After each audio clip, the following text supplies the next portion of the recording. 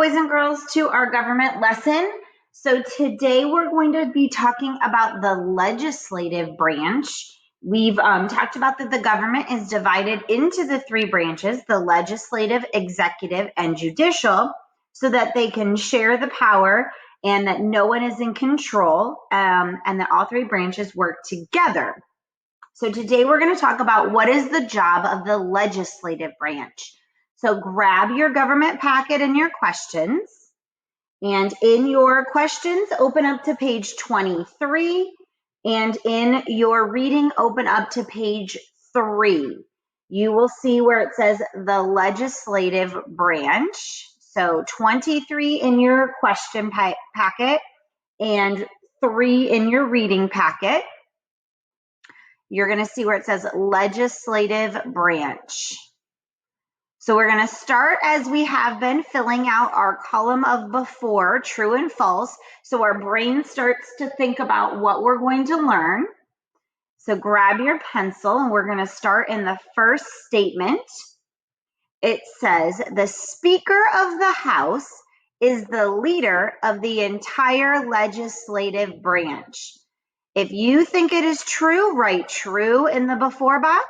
If you think it's false, write false.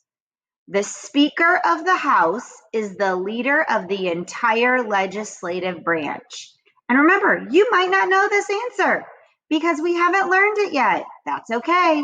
Take a guess. The second statement says, every state gets to elect 2 senators. If you think that's true, write true here in the before box. If you don't, write false. Every state gets to elect 2 senators. And the last statement says there are different requirements for becoming a representative than for becoming a senator. If you think there's different requirements, you're going to put true. If you don't, write false. Again, it says there are different requirements for becoming a representative than for becoming a senator. As we learn today, we're going to learn what these words mean, senator, representative, and more about the legislative branch. All right, you should have your before column filled in with your true and false. Now we're going to flip over to our reading packet and learn about the legislative branch. So grab your packet. And on page 3, underneath where branches of government were, you're going to see legislative branch. And you're going to see this picture in the middle at the bottom. And this is a picture of the Capitol building in Washington, D.C. And this is where the legislative branch is working, the Senate and the House, which is what the groups are. And this is the Capitol building where they work in Washington, D.C. All right, let's go ahead and read. Follow along with me as we are reading.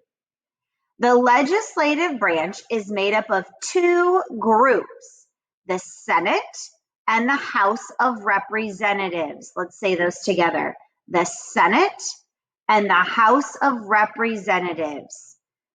Together, they are called the Congress.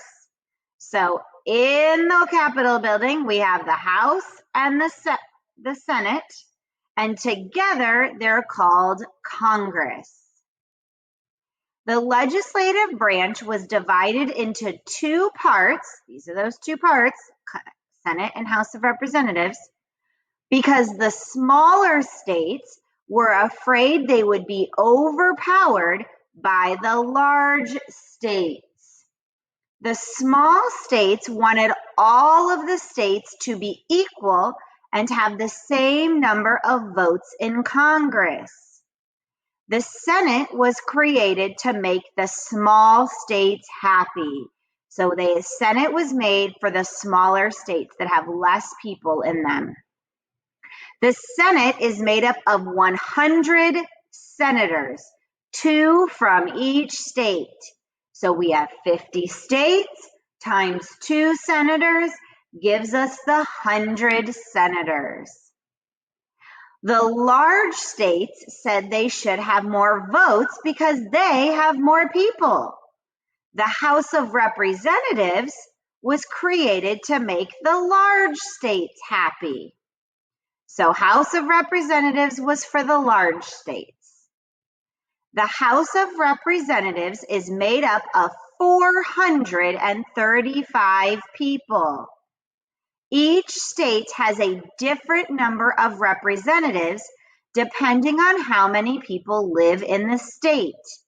So if you are a state that has a large population like California, you would have more House of Representative members than a state like Wyoming that might have less population. So remember, the Senate, everybody sends the same number to get 100. In the House, it depends on your population, and there's a total of 435. Let's talk about why is the legislative branch here? What's the job of Congress and the branch? The legislative branch is responsible for making laws. Here's a good thing to remember.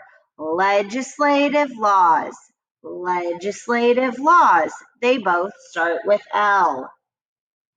Congress makes laws that must be followed by everyone in the United States.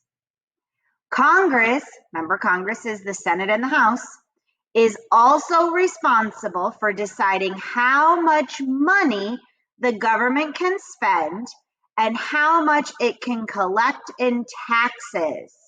So they figure out how much we're allowed to spend, kind of like a budget, and how much money they can collect from the citizens through their taxes. Deciding how much to spend and how much to collect may be the most important work of the Congress. The people in Congress know that people need money to buy things for themselves and their families. Just like your family, you need to buy food and clothes and pay for your house and your car. People do not want to pay too much in taxes. If you pay a lot in taxes, that means your parents' paycheck would be less. However, people do want the government to do many jobs, and paying for that costs money. We talked about those jobs like the police and the fire department and your schooling. All right, let's look at who's in charge in Congress. Who are the leaders?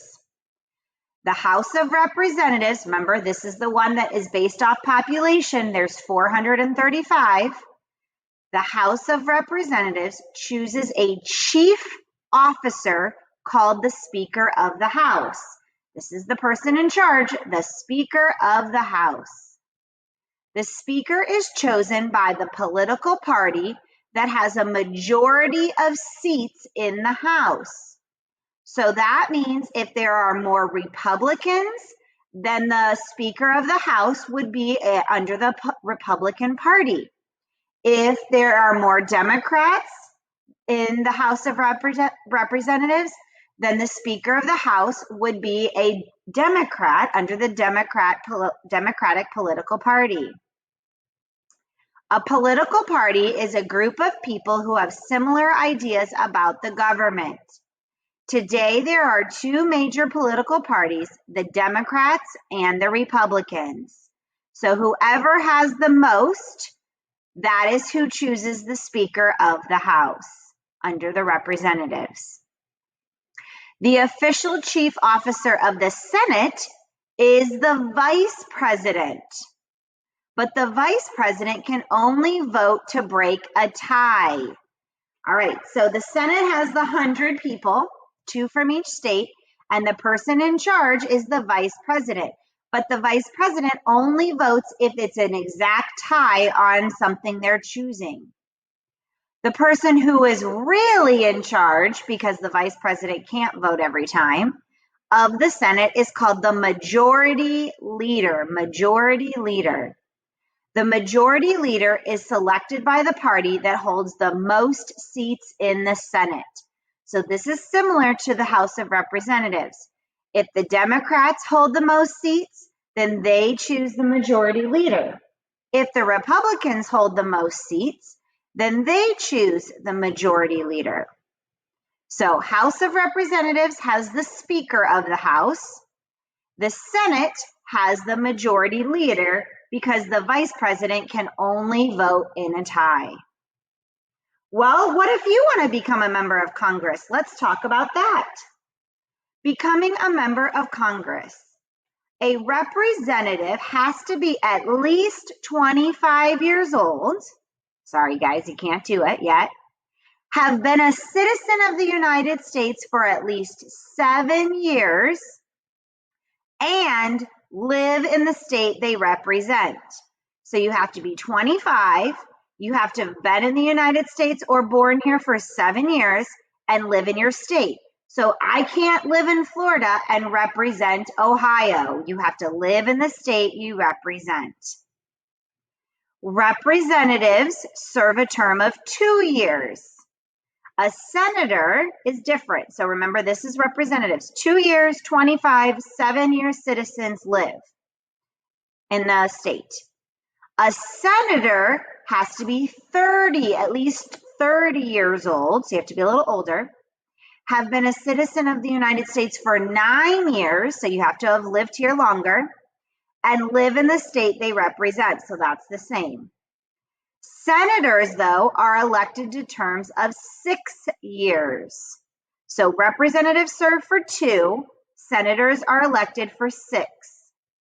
Both senators and representatives can be elected as many times as the voters choose. So they don't have an end, unlike other branches where like the president can only serve for so many terms and years. Senators and representatives can serve until the people say no more. All right, you are going to continue to learn about the legislative branch, and then after all our learning, we'll come back together and answer our questions.